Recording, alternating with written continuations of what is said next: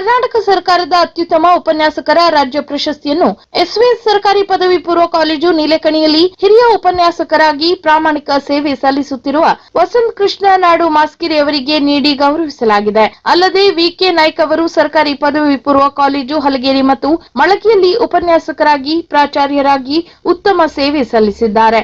ಇವರು 8 ವರ್ಷಗಳ ಕಾಲ ಉತ್ತಮ ರಾಷ್ಟ್ರೀಯ ಸೇವಾ ಯೋಜನಾ ಅಧಿಕಾರಿಯಾಗಿ ಎನ್ಎಸ್ಎಸ್ ಕಾರ್ಯನಿರ್ವಹಿಸಿ ರಾಜ್ಯ ಮಟ್ಟದಲ್ಲಿ ಗುರುತಿಸಿಕೊಂಡಿದ್ದಾರೆ. ಇವರು ಇತಿಹಾಸ ವಿಷಯದ ತಜ್ಞರಾಗಿ ಉತ್ತರ ಕನ್ನಡ ಜಿಲ್ಲಾ ಇತಿಹಾಸ ಉಪನ್ಯಾಸಕ ಸಂಘದ ಅಧ್ಯಕ್ಷರೂ ಆಗಿದ್ದಾರೆ. ಅಲ್ಲದೆ ಜಾನಪದ ಸಾಹಿತ್ಯದಲ್ಲೂ ಆಸಕ್ತಿ ಇರುವ ಇವರು ರಚಿಸಿದ ಗ್ರಾಮ ಚಿಂತನಾ ಕೋಶವನ್ನು ಜಾನಪದದ ವಿಶ್ವವಿದ್ಯಾಲಯ ಸ್ವೀಕರಿಸಿ ಇವರನ್ನು ಗೌರವಿಸಿದ್ದು ಇವರ ಸಾಧನೆಗೆ ಹಿಡಿದ ಕನ್ನಡಿಯಾಗಿದೆ. ಇನ್ನು ತಾವು ಕಲಿತ ಶಾಲೆಗಳ ಮತ್ತು ಕಲಿಸಿದ ಕಾಲೇಜುಗಳ ಅಭಿವೃದ್ಧಿ ಮತ್ತು ಬಡ ಮಕ್ಕಳಿಗೆ ತಮ್ಮ ಕೈಲಾದ ಧನ ಸಹಾಯ ಮಾಡುತ್ತಾ ಬಂದಿರುವ ಹೃದಯವಂತ ಶಿಕ್ಷಕರಿವರು. ಅಲ್ಲದೆ ರಾಜ್ಯದಲ್ಲಿ ನಡೆದ ಹಲವು ಸಾಹಿತ್ಯ ಸಮ್ಮೇಳನಗಳಲ್ಲಿ, ಚುಟುಕು ಸಾಹಿತ್ಯಗಳಲ್ಲಿ, ಇತಿಹಾಸ ಶಿಕ್ಷಕರ ಸಮ್ಮೇಳನದಲ್ಲಿ ಭಾಗವಹಿಸಿ ವಿಚಾರ ಮಂಡಿಸಿರುವ ಖ್ಯಾತಿ ವಸಂತ್ ನಾಯ್ಕರದ್ದು. ಅನೇಕ ಶೈಕ್ಷಣಿಕ ಸಾಮಾಜಿಕ ಲೇಖನಗಳನ್ನು ಪ್ರಕಟಿಸಿ ಸಾಹಿತಿಯಾಗಿಯೂ ಇವರು ಗುರುತಿಸಿಕೊಂಡಿದ್ದಾರೆ. ಅಲ್ಲದೆ ವಿವಿಧ ಐತಿಹಾಸಿಕ ಪ್ರಸಿದ್ಧ ಸ್ಥಳಗಳಿಗೆ ಪ್ರತಿ ವರ್ಷ ಭೇಟಿ ನೀಡಿ ಅಜ್ಜನ ಕೈಗೊಂಡು ಅಲ್ಲಿಯ ಚಿತ್ರಗಳನ್ನು ಸಂಗ್ರಹಿಸಿ ರಾಷ್ಟ್ರೀಯ ಇತಿಹಾಸವನ್ನು ಹೆಮ್ಮೆಯಿಂದ ವಿದ್ಯಾರ್ಥಿಗಳಿಗೆ ತಿಳಿಸುವುದು ಇವರ ವಿಶಿಷ್ಟ ಹವ್ಯಾಸಗಳಲ್ಲಿ ಒಂದಾಗಿದೆ. ಅಲ್ಲದೆ ಯೋಗ ಪಟುವಾಗಿ, ಯೋಗ ಶಿಕ್ಷಕರಾಗಿಯೂ ಸಮಾಜಕ್ಕೆ ಉತ್ತಮ ಕೊಡುಗೆಯನ್ನು ವಿಕೆ ನಾಯ್ಕ್ ಅವರು ನೀಡಿದ್ದಾರೆ. ಇನ್ನು ಹಿರಿಯ ಉಪನ್ಯಾಸಕ ವಿಕೆ ನಾಯ್ಕ್ ಅವರಿಗೆ ಇನ್ನೂ ಹೆಚ್ಚಿನ ಗೌರವ ಪ್ರಶಸ್ತಿಗಳು ದೊರೆಯುವಂತಾಗಲಿ ಎಂದು ಹಾರೈಸಿ ಪ್ರಾಚಾರ್ಯ ವಿಶ್ವಮಾನ ಕನ್ನಡಿಗ ಜಾಗತಿಕ ಪ್ರಶಸ್ತಿ ಪುರಸ್ಕೃತ ಅಶೋಕ್ ಪಾಟೀಲ್, ರಮೇಶ್ ನಾಯ್ಕ್, ರಾಘವೇಂದ್ರ ಗಡ್ಡಪ್ಪನವರ್, ಅಕ್ರಮ್ ಖಾನ್, ರಮೇಶ್ ಚಂದಾವರ್, ರವಿಕುಮಾರ್ ಚೌಹಾಣ್ ಅಭಿನಂದಿಸಿದ್ದಾರೆ. ಅಲ್ಲದೆ ಜಿಲ್ಲೆಯ ಅನೇಕ ಪ್ರಾಚಾರ್ಯರು ನಾಯ್ಕ್ ಅವರನ್ನು ಅಭಿನಂದಿಸಿದ್ದಾರೆ. ಕುಮಟಾ ಶಿರಸಿ ರಾಷ್ಟ್ರೀಯ ಹೆದ್ದಾರಿ ಕಾಮಗಾರಿ ತುರ್ತುಗತಿಯಲ್ಲಿ ನಡೆಯುತ್ತಿರುವುದರಿಂದ ಶಿರಸಿ ತಾಲೂಕಿನ ಅಮ್ಮಿನಹಳ್ಳಿ ಮತ್ತು ಸಂಕಂಡ ಭಾಗದಲ್ಲಿ ಬಸ್ ಇಲ್ಲದೆ ಮಕ್ಕಳು ಅತಂತ್ರರಾದ ಸ್ಥಿತಿ ಸೋಮವಾರದಂದು ನಡೆದಿದೆ. ಇನ್ನು ಶಿರಸಿಗೆ ಬರುವಂತಹ ಕಾಲೇಜು ಮಕ್ಕಳು ಸೋಮವಾರ ಬೆಳಿಗ್ಗೆಯಿಂದ ಬಸ್ಸಿಗಾಗಿ ಕಾಯುತ್ತಿದ್ದರೂ ಯಾವುದೇ ಬಸ್ ಬಿಟ್ಟಿಲ್ಲ. ಬರುವ ಬಸ್ಗಳು ಬದಲಿ ಮಾರ್ಗ ಹಿಡಿದಿದ್ದರಿಂದ ವಿದ್ಯಾರ್ಥಿಗಳಿಗೆ ಇದು ಗಂಭೀರ ಸಮಸ್ಯೆಯಾಗಿ ಕಾಡಿದೆ. ಆದ್ದರಿಂದ ಶಾಸಕರು ಕೂಡಲೇ ಈ ಕುರಿತು ಗಮನ ಹರಿಸಬೇಕೆಂದು ಆ ಭಾಗದ ಸ್ಥಳೀಯರು ಹಾಗೂ ವಿದ್ಯಾರ್ಥಿಗಳು ಆಗ್ರಹಿಸಿದ್ದಾರೆ. ಇಲ್ಲಿ ಅಮ್ಮಿನಹಳ್ಳಿ ಮತ್ತು ಸಂಕಣದ ಭಾಗಗಳಿಗೆ ಒಂದು ಕೂಡ ಬಸ್ ಬರ್ತಾ ಇಲ್ಲ. ಇಲ್ಲಿ ರಸ್ತೆ ಸಡನ್ ಆಗಿ ಬಂದ್ ಮಾಡೋದ್ರಿಂದ ನಾವು ಕಾಯುವ ಪರಿಸ್ಥಿತಿ ಒಂದು ತಾಸಾಗಿದೆ ಕಾಯುತ್ತಾ. ಆದ್ದರಿಂದ ನೀವು ಬಹುಬೇಗ ಸಂಕಣ ಮತ್ತು ಅಮ್ಮಿನಹಳ್ಳಿ ಭಾಗಗಳಿಗೆ ಬಸ್ಸಿನ ವ್ಯವಸ್ಥೆಯನ್ನು ಮಾಡಬೇಕೆಂದು ನಿಮ್ಮಲ್ಲಿ ಕೋರುತ್ತೇನೆ. ಶಿರಸಿ ತಾಲೂಕಿನ ಸಂತೋಳಿ ಗ್ರಾಮದಲ್ಲಿ 108 ವಾಹನದವರ ನಿರ್ಲಕ್ಷ್ಯಕ್ಕೆ ಓರ್ವ ಬಡ ಮಹಿಳೆ ಮೃತಪಟ್ಟಿದ್ದು, 108 ವಾಹನದ ಸಿಬ್ಬಂದಿ ಮೇಲೆ ಸೂಕ್ತ ಕಾನೂನು ಕ್ರಮ ಕೈಗೊಳ್ಳಬೇಕೆಂದು ಸಂತೋಳಿ ಭಾಗದ ರೈತ ಮುಖಂಡ ಯುವರಾಜ್ ಗೌಡ ಅವರು ಜಿಲ್ಲಾ ಆರೋಗ್ಯಾಧಿಕಾರಿಗಳಿಗೆ ಮನವಿ ಮಾಡಿದ್ದಾರೆ. ಸಂತೋಳಿಯ ಧರ್ಮಾವತಿ ಸದಾಶಿವ ಗೌಡ ಮೃತಪಟ್ಟ ಮಹಿಳೆಯಾಗಿದ್ದಾರೆ. ಇವರಿಗೆ ಅನಾರೋಗ್ಯ ಕಾಡಿದಾಗ ಸ್ಥಳೀಯರು 108 ವಾಹನಕ್ಕೆ ತಿಳಿಸಿದ್ದಾರೆ. ಆದರೆ ಅವರು ಸ್ಟಾಪ್ ನರ್ಸ್ ಇಲ್ಲ ಎಂದು ವಾಹನ ಕಳುಹಿಸದೆ ನಿರ್ಲಕ್ಷ್ಯ ತೋರಿದ್ದಾರೆ. ನಂತರ ಆ ಮಹಿಳೆಗೆ ಚಿಕಿತ್ಸೆ ನೀಡಲು ತಡವಾಗಿಯಾದರೂ ಖಾಸಗಿ ವಾಹನವನ್ನು ಸ್ಥಳಕ್ಕೆ ಕರೆಯಿಸಿದರು. ಅಷ್ಟೊತ್ತಿಗಾಗಲೇ ಆ ಮಹಿಳೆ ಮೃತಪಟ್ಟಿದ್ದರು. 108 ವಾಹನದ ಸಿಬ್ಬಂದಿ ನಿರ್ಲಕ್ಷ್ಯಕ್ಕೆ ಮಹಿಳೆ ಸತ್ತಿರುವುದರಿಂದ ಆ ಸಿಬ್ಬಂದಿಯ ಮೇಲೆ ಕ್ರಮ ಕೈಗೊಳ್ಳಬೇಕೆಂದು ಯುವರಾಜ್ ಗೌಡ ಅವರು ವಿನಂತಿಸಿದ್ದಾರೆ. ಐತಿಹಾಸಿಕ ಹಿರಿಮೆ ಇರುವ ಶಿರಸಿಯ ರಂಗಧಾಮದಲ್ಲಿ ನಡೆಯುತ್ತಿರುವ ಉತ್ತರ ಕನ್ನಡ ಜಿಲ್ಲಾ 24ನೇ ಕನ್ನಡ ಸಾಹಿತ್ಯ ಸಮ್ಮೇಳನಕ್ಕೆ ಆಗಮಿಸುತ್ತಿರುವ ಗಣ್ಯರು, ಜನಪ್ರತಿನಿಧಿಗಳು, ಸಾಹಿತಿಗಳು, ಸಾಹಿತ್ಯಾಸಕ್ತರು, ಸಾಹಿತ್ಯ ಪೋಷಕರಿಗೆ ಹಾರ್ದಿಕ ಸ್ವಾಗತ ಕೋರುವವರು ಶ್ರೀ ವಸಂತ್ ಕೆ ನಾಯ್ಕ್, ವಿಎಂ ಸರ್ಕಾರಿ ಪದವಿ ಪೂರ್ವ ಕಾಲೇಜು ನೀಲೇಕಣಿ ಶಿರಸಿ. ಇದರ ಹಿರಿಯ ಉಪನ್ಯಾಸಕರು, ಕರ್ನಾಟಕ ಸರ್ಕಾರದ ರಾಜ್ಯ ಪ್ರಶಸ್ತಿ ಪುರಸ್ಕೃತರು, ಉತ್ತರ ಕನ್ನಡ ಜಿಲ್ಲಾ ಇತಿಹಾಸ ಉಪನ್ಯಾಸಕರ ಸಂಘದ ಅಧ್ಯಕ್ಷರು ಹಾಗೂ ಜನಪದ ಸಾಹಿತ್ಯ ಪರಿಷತ್ ಸಿದ್ದಾಪುರ ಘಟಕದ ಅಧ್ಯಕ್ಷರು ಹಾಗೂ ಕನ್ನಡ ಸಾಹಿತ್ಯ ಪರಿಷತ್ನ ಅಜೀವ ಸದಸ್ಯರು. ತೋಟಿಗರ ಜೀವನಾಡಿಯಾಗಿರುವ ಟಿಎಸ್ಎಸ್ ವಾರ್ಷಿಕ ಸಹಕಾರಿ ಸಭೆಯಲ್ಲಿ ಅಡಿಕೆ ಖರೀದಿದಾರರು, ಸದಸ್ಯರು ಹಾಗೂ ಹಮಾಲರನ್ನು ಸನ್ಮಾನಿಸಲಾಯಿತು. ಸೋಮವಾರ ಸಂಘದ ಆವರಣದಲ್ಲಿ ಅಧ್ಯಕ್ಷ ಗೋಪಾಲಕೃಷ್ಣ ವೈದ್ಯ ಅವರ ಅಧ್ಯಕ್ಷತೆಯಲ್ಲಿ ನಡೆದ ವಾರ್ಷಿಕ ಸಭೆಯಲ್ಲಿ ಖರೀದಿದಾರರಾದ ಸುಬ್ರಹ್ಮಣ್ಯ ಟ್ರೇಡರ್ಸ್ ಹಗ್ರಿ, ಸದಸ್ಯರಾದ ಸುಬ್ರಾಯ್ ಭಟ್ ಸಸಿಮನೆ, ದ್ಯಾವ ಗಣಪನ್ ಕಾನ್ಗೋಡ, ಮಂಜುನಾಥ್ ಹೆಗಡೆ ಕನ್ನಳ್ಳಿ, ಚಂದ್ರಶೇಖರ್ ಗೌಡ ದುಗುಡಿನಕೊಪ್ಪ, ರಾಮಕೃಷ್ಣ ಹೆಗಡೆ ಗೋಳಿಕೈ, ವೆಂಕಟರಮಣ ಹೆಗಡೆ ಗೊಂಟೆನಾಳ, ಯಶೋಧ ಹೆಗಡೆ ಮುಗುದೂರು, ಶ್ರೀರಾಮ್ ಹೆಗಡೆ ನೀರ್ಗಾನ್, ಸನ್ಯಾ ನಾಯ್ಕ್ ಕುಪ್ಪಗಾರ, ಜಯರಾಮ್ ಭಟ್ ಗೋಳಿಮನೆ ಹಾಗೂ ಹಮಾಲರಾದ ನಾಗರಾಜ್ ನಾಯ್ಕ್ ಕೊಂಡ್ಲಿ ಇವರನ್ನು ಸನ್ಮಾನಿಸಲಾಯಿತು.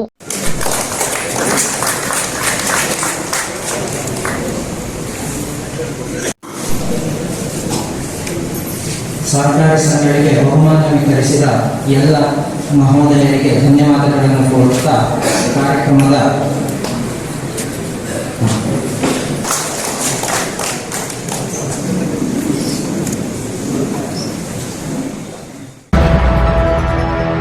ಉತ್ತರ ಕನ್ನಡ ಜಿಲ್ಲೆ ವಿಭಜನೆ ಮಾಡಲು ಹೊರಟಿರುವವರ ವಿರುದ್ಧ ಆಕ್ರೋಶ ವ್ಯಕ್ತಪಡಿಸಿರುವ ಕರ್ನಾಟಕ ರಕ್ಷಣಾ ವೇದಿಕೆಯಿಂದ ಕಾರವಾರದಲ್ಲಿ ಧಿಕ್ಕಾರ ಹಾಕಿದ ಘಟನೆ ಸೋಮವಾರ ನಡೆದಿದೆ. ವೇದಿಕೆಯ ನಾರಾಯಣಗೌಡ ಬಣದ ಕಾರ್ಯಕರ್ತರು ಈ ಸಂದರ್ಭದಲ್ಲಿ ಮಾತನಾಡಿ, ಉತ್ತರ ಕನ್ನಡ ಜಿಲ್ಲೆ ಅಭಿವೃದ್ಧಿ ಆಗಬೇಕೇ ಹೊರತು ವಿಭಜನೆ ಆಗಬಾರದು, ಇದಕ್ಕೆ ನಮ್ಮ ವಿರೋಧವಿದೆ ಎಂದು ತಿಳಿಸಿದ್ದಾರೆ.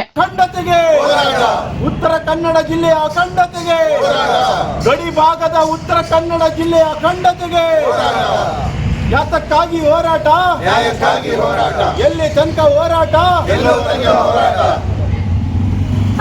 ಮಾಡಲು ಹೊರಟಿರುವ ಕೆಲವು ಕುಚೇಷ್ಟ ಸಂಘಟನೆಗಳಿಗೆ, ಜಿಲ್ಲೆ ವಿಭಜನೆ ಮಾಡಲು ಹೊರಟಿರುವ ಸ್ವಾರ್ಥ ಕೆಲವು ರಾಜಕಾರಣಿಗಳಿಗೆ,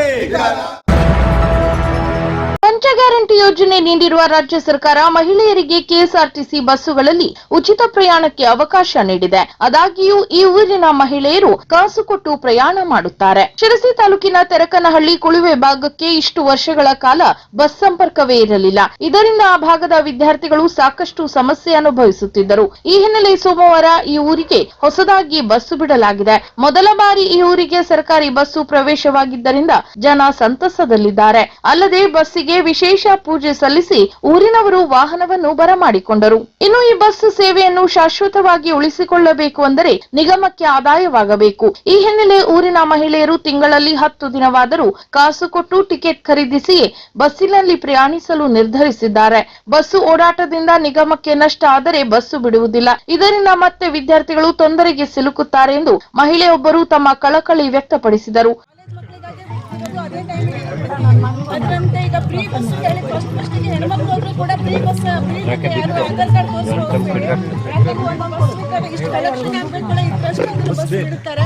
ಒಂದು 10 ದಿವಸ ಕಮಿಟಿಯಿಂದ ಆದ್ರೂ ಅಡಿಲ್ಲ, ಒಂದು 10 ಟಿಕೆಟ್ ಅನ್ನು ಹೊಡೆದು ಒಂದು ಆಫೀಸ್ನವರಿಗೆ ಒಂದು ಸ್ಕೇಲಿಗೆ ಇಲ್ಲ ಈ ರೂಟಿಗೆ ಗಾಡಿ ಬಿಟ್ಟರೆ ಕಲೆಕ್ಷನ್ ಇದೆ ಬಿಡಬಹುದು ಹೇಳೋದೊಂದು ಅವರಿಗೂ ಒಂದು ಮನವರಿಕೆ ಆಗ್ತದೆ. ಅದಕ್ಕಾಗಿ ದಿವಸ ಒಂದೊಂದು 10 ಟಿಕೆಟ್ ಅನ್ನ ಫ್ರೀ ಯಾರು ಹೋಗ್ಲಿಲ್ಲ ಅಂದ್ರೆ ಅಡಿಲ್ಲ ಕಸ್ನಳ್ಳಿಯಿಂದ ಮಾಡ್ಬೇಕು ಅಂತ ಕೇಳ್ಕೊಳ್ತೇನೆ.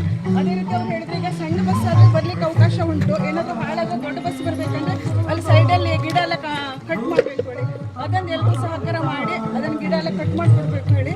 ಮತ್ತೆ ಇದು ಬಸ್ ಇವತ್ತು ಪೂಜೆ ಮಾಡಿ ಇಷ್ಟೇ ಆಗ್ಬಾರ್ದು, ಇದ್ರ ಉಪಯೋಗ ಎಲ್ರಿಗೂ ಸಿಗಬೇಕು. ಆಗ ಅಲ್ಲಿದ್ದ ಅನೇಕರು ನಿಗಮಕ್ಕೆ ನಷ್ಟ ಆಗದಂತೆ ಬಸ್ ಪ್ರಯಾಣ ಮಾಡುವುದಾಗಿ ತಿಳಿಸಿದ್ದಾರೆ. ಇನ್ನು ಈ ಬಸ್ಸು ಮುದ್ದಿನಪಾಲ್, ಪಾಳದ ಬೈಲ್, ತೆರಕನಹಳ್ಳಿ, ಕೊಳುವೆ, ಕೊಪ್ಪ, ಶೀಗೆಹಳ್ಳಿ ಮಾರ್ಗವಾಗಿ ನಾಣಿಕಟ್ಟಾಗೆ ಬಸ್ ಸಂಚರಿಸಲಿದೆ. ಪ್ರಸ್ತುತ ಮೊದಲ ದಿನ ಬಸ್ಸಿನ ತುಂಬಾ ಪ್ರಯಾಣಿಕರಿದ್ದರು. ಉತ್ತಮ ಆದಾಯವು ನಿಗಮಕ್ಕೆ ಸಿಕ್ಕಿದೆ. ಅಲ್ಲದೆ ಇದೇ ಸಂದರ್ಭದಲ್ಲಿ ಗ್ರಾಮಸ್ಥರು ಬಸ್ ವ್ಯವಸ್ಥೆ ಮಾಡಿದ ಶಾಸಕ ಭೀಮಣ್ಣ ನಾಯ್ಕ್ ಹಾಗೂ ಕೆಎಸ್ಆರ್ಟಿಸಿ ಅವರಿಗೆ ಕೃತಜ್ಞತೆ ಸಲ್ಲಿಸಿದರು. ಎಲ್ರಿಗೂ ನಮಸ್ಕಾರ. ಮಾರಿಕಾಂಬೆನಮ್ಮ ಆಂಜನೇಯನ ಎಷ್ಟೋ ದಿವಸದ ಅರ್ಜಿಯ ಕೋರಿಕೆ ಮೇರೆಗೆ ಇವತ್ತಿಂದ ಸ್ಟಾರ್ಟ್ ಮಾಡೋದಂತ ಇತ್ತು.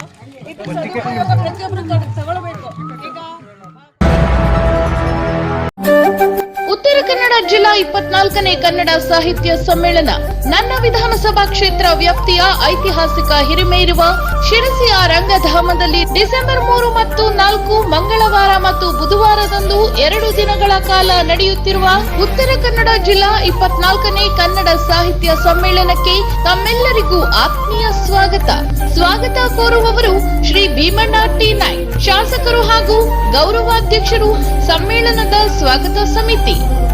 ಬನ್ನಿ, ನಮ್ಮ ಆತಿಥ್ಯ ಸ್ವೀಕರಿಸಿ 2 ದಿನಗಳ ಸಾಹಿತ್ಯ ಜಾತ್ರೆಯಲ್ಲಿ ಸಂಭ್ರಮಿಸಿ. ಸಾಮರಸ್ಯದೆಡೆಗೆ ಸಾಹಿತ್ಯ ಪಯಣ, ಬನ್ನಿ ಜೊತೆ ಸಾಗೋಣ.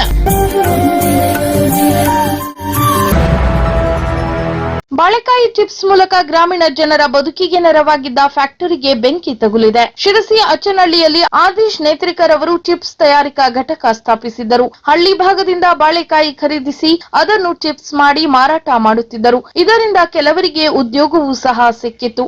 ಆದರೆ ಸೋಮವಾರ ನಡೆದ ಆಕಸ್ಮಿಕ ಅಗ್ನಿ ಅವಘಡದಲ್ಲಿ ಚಿಪ್ಸ್ ತಯಾರಿಕಾ ಯಂತ್ರ ಸುಟ್ಟು ಹೋಗಿದೆ. ಗೋದಾಮು ಹೊತ್ತಿ ಉರಿದಿದೆ.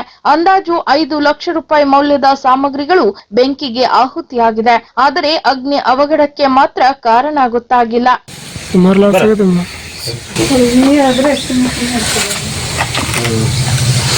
ಇಲ್ಲಿ ತಂದೆ ಯಾರು ಕ್ಯಾಂಪ್ ಹೋದ್ರೆ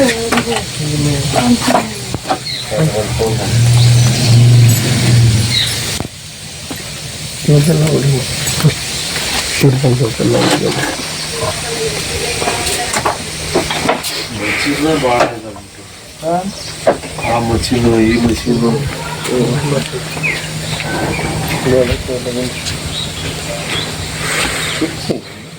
ಇದು ಕಟ್ಟಿಗೆ ಸ್ಟಾಕ್ ಮಾಡಿದ್ದಿತ್ತು ಮೇಡಮ್, ಅದಕ್ಕೂ ತಗೊಂಡ್ಬಿಟ್ಟಿತ್ತು.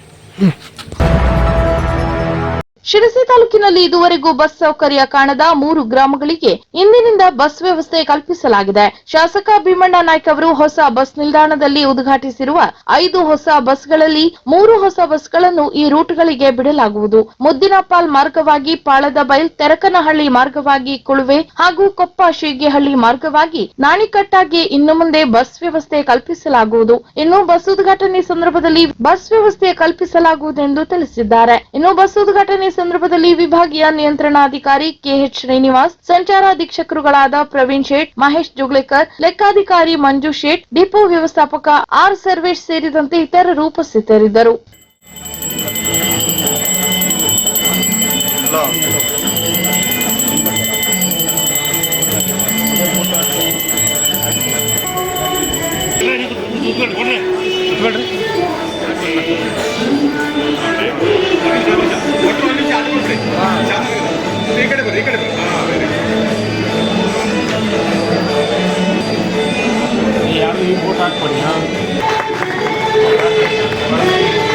ದಣಿ ಬಂದಾರ, ದಣಿ ನಡೀತಾ ಇದೆ.